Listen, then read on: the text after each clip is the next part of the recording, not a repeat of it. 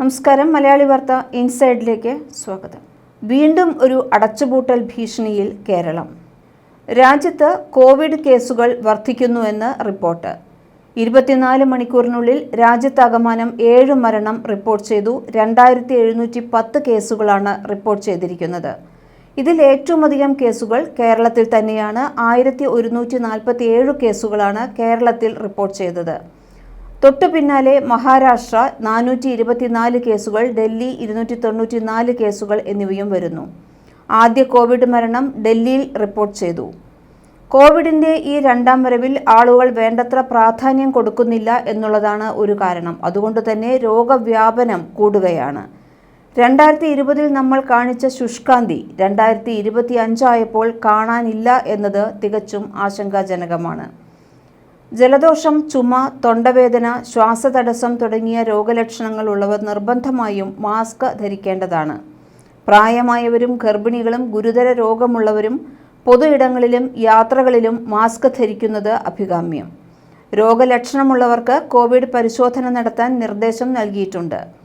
2025 ഇന്ത്യയിൽ COVID-19 കേസുകൾ വീണ്ടും പതുക്കെ വർദ്ധിച്ചുകൊണ്ടിരിക്കുന്നതിന് പിന്നിൽ ചില വ്യക്തമായ കാരണങ്ങളുണ്ട്. ഒന്നാമതായി, വൈറസിന്റെ പുതിയ വകഭേദങ്ങൾ ഒരു പ്രധാന പങ്ക് വഹിക്കുന്നുണ്ട്. അവയിൽ ഏറ്റവും പ്രധാനപ്പെട്ടത് ഒമിക്രോൺ സബ് വേരിയന്റായ JN.1 അതിൻ്റെ ഉപവംശങ്ങളായ NB.1, 8.1 എന്നിവയും LF.7 ആണ്. ഇവ തമിഴ്നാട്, ഗുജറാത്ത് തുടങ്ങിയ സംസ്ഥാനങ്ങളിൽ കണ്ടെത്തിയിട്ടുണ്ട്. ഈ വകഭേദങ്ങൾ മുൻ വകഭേദങ്ങളെ അപേക്ഷിച്ച് കൂടുതൽ പകർച്ചവ്യാധിയാണ്. ഇവ കൂടുതൽ ഗുരുതരമായ രോഗത്തിന് കാരണമാകുന്നതായി തോന്നുന്നില്ല എങ്കിലും അവ വ്യക്തിയിൽ നിന്ന് വ്യക്തിയിലേക്ക് എളുപ്പത്തിൽ തന്നെ പടരാൻ സാധ്യതയുള്ളതാണ്. ഈ പുതിയ വകഭേദങ്ങൾ കൂടുതൽ ഗുരുതരമല്ലെങ്കിലും രോഗത്തിൻ്റെ വ്യാപനത്തിന് കാരണമാകുന്നു. മറ്റൊരു ഘടകം പ്രതിരോധശേഷി കുറയുന്നതാണ്. നേരത്തെയുള്ള അണുബാധകളിൽ നിന്നോ വാക്സിനുകളിൽ നിന്നോ ഉള്ള സംരക്ഷണം കാലക്രമേണ മങ്ങിപ്പോയിട്ടുണ്ടാകാം. ഇത് ആളുകളെ കൂടുതൽ ദുർബലരാക്കുന്നു. സീസണൽ ആഘാതവും ഇതിൽ ഒരു പ്രധാന പങ്ക് വഹിക്കുന്നുണ്ട്. മഴക്കാലം നേരത്തെയുള്ളതിനാൽ ശ്വാസകോശ സംബന്ധമായ അസുഖങ്ങൾ വർദ്ധിക്കുകയും COVID-19 പടരുന്നതിന് അനുകൂലമായ സാഹചര്യങ്ങൾ സൃഷ്ടിക്കുകയും ചെയ്യുന്നു. വൈറസ് കൂടുതൽ പടരുന്നുണ്ട് എങ്കിലും അത് കൂടുതൽ ഗുരുതരമായ രോഗത്തിനോ ആശുപത്രിയിൽ പ്രവേശിപ്പിക്കലിനോ കാരണമാകുന്നില്ല എന്ന് ഇന്ത്യൻ കൗൺസിൽ ഓഫ് മെഡിക്കൽ റിസർച്ചിന്റെ ഡയറക്ടർ ജനറൽ ഡോക്ടർ രാജീവ് ബഹലിനെ പോലുള്ള ആരോഗ്യ ഉദ്യോഗസ്ഥർ പൊതുജനങ്ങൾക്ക് ഉറപ്പു നൽകിയിട്ടുണ്ട്. ആഗോളതലത്തിൽ തീവ്രത കുറവാണെന്ന് ലോകാരോഗ്യ സംഘടനയും സ്ഥിരീകരിച്ചിട്ടുണ്ട്. State level rapid response team യോഗം ചേർന്ന് പൊതുസാഹചര്യം വിലയിരുത്തി. വൈറസിന് വകഭേദം വന്നിട്ടുണ്ടോ എന്നറിയാനുള്ള സാമ്പിൾ പരിശോധന ആരംഭിച്ചു. രാജ്യത്ത് തന്നെ ഏറ്റവുമധികം കോവിഡ് ബാധിതരുള്ളത് കേരളത്തിലാണ്. നിലവിൽ കേരളത്തിൽ 1147 ആക്റ്റീവ് കേസുകളുണ്ട്. തിരുവനന്തപുരം, പത്തനംതിട്ട, കോട്ടയം, എറണാകുളം, തൃശൂർ ജില്ലകളിലാണ് രോഗബാധിതർ ഏറെയുമുള്ളത്. കോവിഡ് മരണങ്ങളും റിപ്പോർട്ട് ചെയ്തിട്ടുണ്ട്. കേസുകൾ വർദ്ധിക്കുന്ന സാഹചര്യത്തിൽ ചീഫ് സെക്രട്ടറിമാർക്കും ആരോഗ്യവകുപ്പിനും കേന്ദ്ര സർക്കാർ നിർദ്ദേശങ്ങൾ പുറത്തിറക്കി. പരിശോധന, ചികിത്സ, ഐസൊലേഷൻ സൗകര്യങ്ങൾ, ഓക്സിജൻ, വെന്റിലേറ്റർ കിടക്കകൾ തുടങ്ങിയവയുടെ ലഭ്യത ഉറപ്പാക്കണമെന്നതാണ് നിർദ്ദേശം. പൊതുജനങ്ങൾ ജാഗ്രത പാലിക്കണമെന്നും ആരോഗ്യ മന്ത്രാലയം അറിയിച്ചു. രോഗലക്ഷണങ്ങൾ അനുഭവപ്പെടുന്നവർ ഉടൻ തന്നെ പരിശോധനയ്ക്ക് വിധേയരാകണമെന്നും നിർദ്ദേശത്തിൽ പറയുന്നുണ്ട്. കോവിഡ് രൂക്ഷമായ കേരളം ഉൾപ്പെടെയുള്ള സംസ്ഥാനങ്ങളിൽ ജൂൺ 2 അവലോകന റിപ്പോർട്ട് കൈമാറണമെന്നും കേന്ദ്ര സർക്കാർ ആവശ്യപ്പെട്ടു. ഇതിനിടെ പൊതുസ്ഥലങ്ങളിൽ മാസ്ക് ധരിച്ച് ഇറങ്ങാവൂവെന്ന് തമിഴ്നാട് സർക്കാർ ജനങ്ങൾക്ക് നിർദ്ദേശം നൽകിക്കഴിഞ്ഞു. രോഗവ്യാപനം ചെറുക്കുന്നതിന്റെ ഭാഗമായിട്ടാണ് നടപടി. തമിഴ്നാട്ടിൽ ഇതുവരെ 148 കോവിഡ് കേസുകളാണ് റിപ്പോർട്ട് ചെയ്തിട്ടുള്ളത്. കർണാടകയിലും 148 കേസുകളുണ്ട്. പശ്ചിമ ബംഗാളിൽ 116 കോവിഡ് കേസുകൾ സ്ഥിരീകരിച്ചു. ഇതേസമയം വിവിധയിടങ്ങളിൽ റിപ്പോർട്ട് ചെയ്തിട്ടുള്ള ഈ പുതിയ വകഭേദങ്ങൾക്ക് പ്രചരണശേഷി അധികമാണെങ്കിലും ഗുരുതര കേസുകൾ വളരെ കുറവാണ്. സ്വാഭാവിക പ്രതിരോധ ശേഷിയിലൂടെയും വാക്സിനിലൂടെയും മറികടക്കുന്നുണ്ടോ എന്ന് പരിശോധിക്കുമെന്നും അതിനാൽ നിലവിലെ കേസുകളുടെ വർധനവിൽ ആശങ്കപ്പെടേണ്ട സാഹചര്യമില്ല എന്നുമാണ് പൊതുവെയുള്ള വിലയിരുത്തൽ.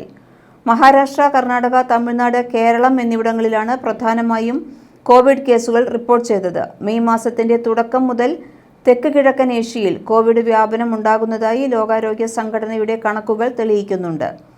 സിംഗപ്പൂരിൽ 14,000-ഓളം കോവിഡ് കേസുകൾ റിപ്പോർട്ട് ചെയ്തിട്ടുണ്ടായിരുന്നു.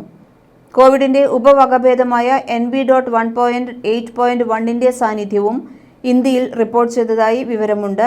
NB.1.8.1, LF7 എന്നീ വകഭേദങ്ങൾ ഇന്ത്യക്ക് പുറമെ മറ്റ് ഏഷ്യൻ രാജ്യങ്ങളിലും റിപ്പോർട്ട് ചെയ്യപ്പെട്ടിട്ടുണ്ട്. ഇതിപ്പോൾ ഇന്ത്യയിലെ പ്രബലമായ വകഭേദമായി തുടരുകയാണ്. ഒമിക്രോൺ വകഭേദത്തിന്റെ ഉപവംശ പരമ്പരകളാണ് NB.1.8.1, LF7. ഇവ JN.1 എന്ന ഉപവകഭേദത്തിൽ നിന്ന് ഉത്ഭവിച്ചതാണെന്നും ബന്ധപ്പെട്ട റിപ്പോർട്ടുകൾ വ്യക്തമാക്കുന്നു. NB.1.8.1 ആദ്യമായി 2025 ഏപ്രിലിൽ തമിഴ്നാട്ടിലാണ് തിരിച്ചറിഞ്ഞത്. മെയ്യിൽ ഗുജറാത്തിൽ 4 LF7 കേസുകൾ കണ്ടെത്തിയിരുന്നു. ചില രാജ്യങ്ങളിൽ വ്യാപകമായ കേസുകളും ആശുപത്രിവാസങ്ങളും റിപ്പോർട്ട് ചെയ്യപ്പെട്ടിട്ടും NB.1.8.1 വകഭേദം പ്രചാരത്തിലുള്ള മറ്റു വകഭേദങ്ങളെ അപേക്ഷിച്ച് കൂടുതൽ ഗുരുതരമായ രോഗത്തിലേക്ക് നയിക്കുന്നുവെന്ന് നിലവിലെ ഡേറ്റ സൂചിപ്പിക്കുന്നില്ല എന്നാണ് ലോകാരോഗ്യ സംഘടന പറയുന്നത്.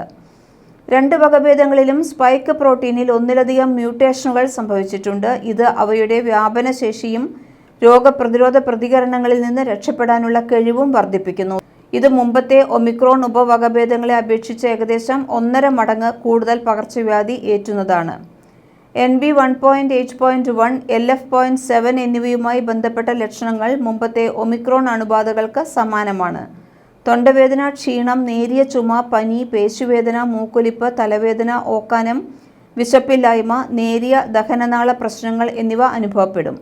ഇന്ത്യയിലെ മിക്ക കേസുകളും നേരിയ തോതിലുള്ളവയാണ്. രോഗികൾ വീട്ടിൽ സുഖം പ്രാപിക്കുകയും എന്നാൽ ആശുപത്രിയിൽ പ്രവേശിപ്പിക്കപ്പെടുന്നതിൻ്റെ നിരക്ക് കുറവുമാണ്.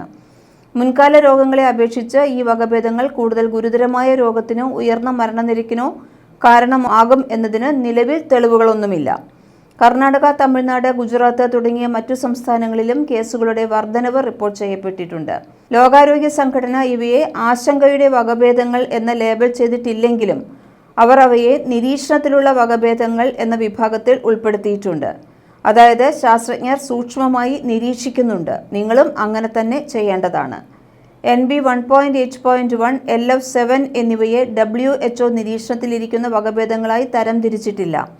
അവയുടെ പൊതുജനാരോഗ്യ അപകട സാധ്യത കുറവാണെന്ന് ഇത് സൂചിപ്പിക്കുന്നു.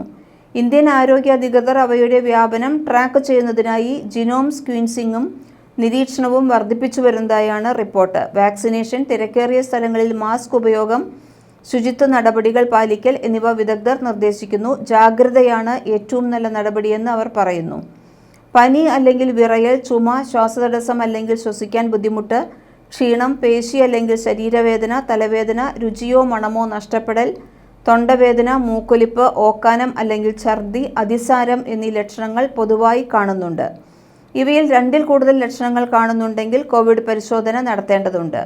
കോവിഡ് ബാധയിൽ നിന്ന് സുരക്ഷിതരായിരിക്കാൻ തിരക്കേറിയ സ്ഥലങ്ങൾ ഒഴിവാക്കുക, പൊതുസ്ഥലങ്ങളിലും വായുസഞ്ചാരം ഇല്ലാത്തിടത്തും മാസ്ക് ധരിക്കുക, പുറത്തു പോകുമ്പോൾ കൈകൾ ഇടയ്ക്കിടെ സോപ്പും വെള്ളവും ഉപയോഗിച്ച് കഴുകുക അല്ലെങ്കിൽ ഹാൻഡ് സാനിറ്റൈസർ ഉപയോഗിക്കുക. നിങ്ങൾക്ക് സുഖമില്ലെങ്കിൽ വീട്ടിൽ തന്നെ തുടരുക. നിങ്ങളുടെ ലക്ഷണങ്ങൾ തുടരുകയാണെങ്കിലോ നേരിയ ജലദോഷത്തേക്കാൾ കൂടുതലായി തോന്നുകയാണെങ്കിലോ പരിശോധന ഉടൻ നടത്തുക. പ്രായമായ ആൾക്കാരോ ഗർഭിണികളോ അല്ലെങ്കിൽ വിട്ടുമാറാത്ത രോഗമുള്ളവരോ നിങ്ങൾക്കൊപ്പം താമസിക്കുന്നുണ്ടെങ്കിൽ രോഗലക്ഷണങ്ങൾ ഉണ്ടെങ്കിൽ വീട്ടിലും മാസ്ക് ധരിക്കേണ്ടതാണ്. ജനാലകൾ തുറന്നിട്ട് ശുദ്ധവായു അകത്തേക്ക് കടത്തിവിടുക. വാതിൽ പിടികൾ, റിമോട്ടുകൾ, ലൈറ്റ് സ്വിച്ചുകൾ എന്നിങ്ങനെ നിങ്ങൾ ഇടയ്ക്കിടെ സ്പർശിക്കുന്ന പ്രതലങ്ങൾ വൃത്തിയാക്കുക. പാത്രങ്ങളോ തൂവാലകളോ പങ്കിടരുത്. വൈറസ് വായുവിലൂടെ പടരുമെന്നതിനാൽ ഫ്ലഷ് ചെയ്യുന്നതിന് മുൻപ് ടോയ്ലറ്റ് മൂടി അടയ്ക്കേണ്ടതാണ്. കോവിഡ് കേസുകൾ വീണ്ടും ഉയരുകയാണ്. പക്ഷേ പരിഭ്രാന്തരാകേണ്ട ആവശ്യമില്ല എന്നുള്ളതാണ് പൊതുവെ പറയുന്നത്. JN.1 വകഭേദം കൂടുതൽ എളുപ്പത്തിൽ പടരുന്നു. പക്ഷേ ഇതുവരെ അത് കൂടുതൽ ഗുരുതരമായ രോഗത്തിന് കാരണമായിട്ടില്ല. മലയാളി വാർത്ത, ഇൻസൈഡ്.